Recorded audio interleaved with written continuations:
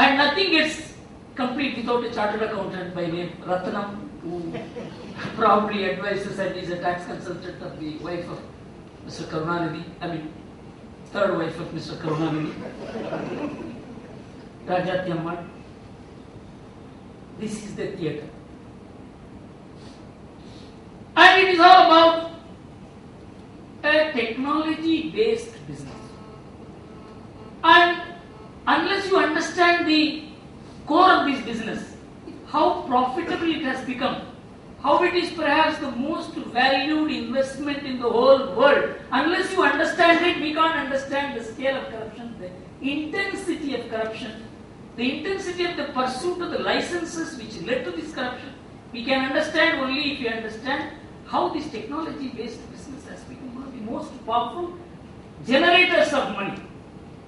You see, everybody talks about 2G. 2G is nothing except that it is an improvement over 1G. It was not called 1G. There was no 1G. It was just a wireless phone, a cell phone which was in use. But this 2G became an improvement in technology. It is like the Boeing jet operated by Air India. And the 1G technology is like the our local Paramount Airways with smaller jet, not being able to connect to different places. This 2G technology brings about roaming, it can have international roaming. That is the technology which all operate today. No one anticipated India to become such a powerful 2G spectrum, 2G business operator in the world. I'll just give you an idea. In the year 2001, the cell phone subscribers in India were 36 million.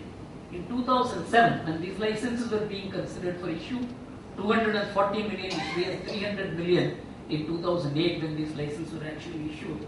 And now 594 million. And in March alone, the addition was 20 million. 2 crore subscriptions were added in just 1 month. This is a cynosure of global investment. And so there was a mad rush when the government felt that there should be more operators because there are more subscribers. This business became a huge business. But this cell phone doesn't operate just like that. It requires airwaves to operate. And the airwaves are not just freely available. They are attached to the land. Like land, they are limited in supply. And they are being used for strategic purposes. In fact, civil use of airwaves was a very later development. They were used only for strategic military purposes. Even today, the commercial use of the airways is because the army is forced to release it. Army is forced to release the strategic national resources of India, and it is being sold in the market at rates which are not even 1/10 of the market rate. That's the point that is going to make. The airwaves are costly, irreplaceable. You can't improve it, you can't multiply its supply, and so it has to be priced in a fair manner, especially when it is yielding huge private profits. But what is the government doing? In all this, there is a primary reason responsible. There is an industrial group in India, I can name it Reliance Group. They entered into the wireless license, the cell phone license quite late, because cell phone business quite late. But they said, we are not doing any cell phone business. We are only providing cordless telephone in the streets. They brought in one CDMA technology and said, we are not really giving you any cell phone. We are giving cordless telephone attached to the fixed phone. So they began multiplying. Suddenly they gathered some 5 to 6 million subscribers without paying any license fee at all. And it became a catastrophic development. It completely upset the power balance. That is the balance between the different people. And the government in 2001 had to take a decision. They were unable to stop this. They could not allow this to continue. With the result, they formulated a fixed license policy of charging about 1,650 crores per license. This policy was devised in 2001 when the total subscriber strength in India was 36 million. The issue in 2007 was, Mr. Nripendra Mishra is here, and I must congratulate that because of such honest people only, this became an issue. Otherwise, it would never have become an issue. People like him insisted that there is such a huge shift in the profile of the business. It has become so unimaginably profitable, you cannot be selling these. It is not 5 to 6 times, 7 times the value at which these licenses were sold in, Spectrum was sold in 2001. Now we have to charge a higher amount. It has to be an open bid. You cannot do it on first come, first served basis. This is the stage at which Mr. Raja becomes the telecom minister in May 2007.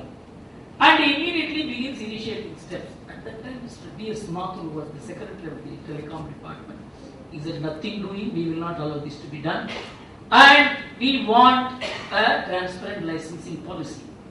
Then, on September 24th, this is the most crucial thing. The DoT issues a circular that till September 2007, 24th September, they issue a circular that by 1st October, that is 7 days from then, anybody who wants to apply for license can apply for license.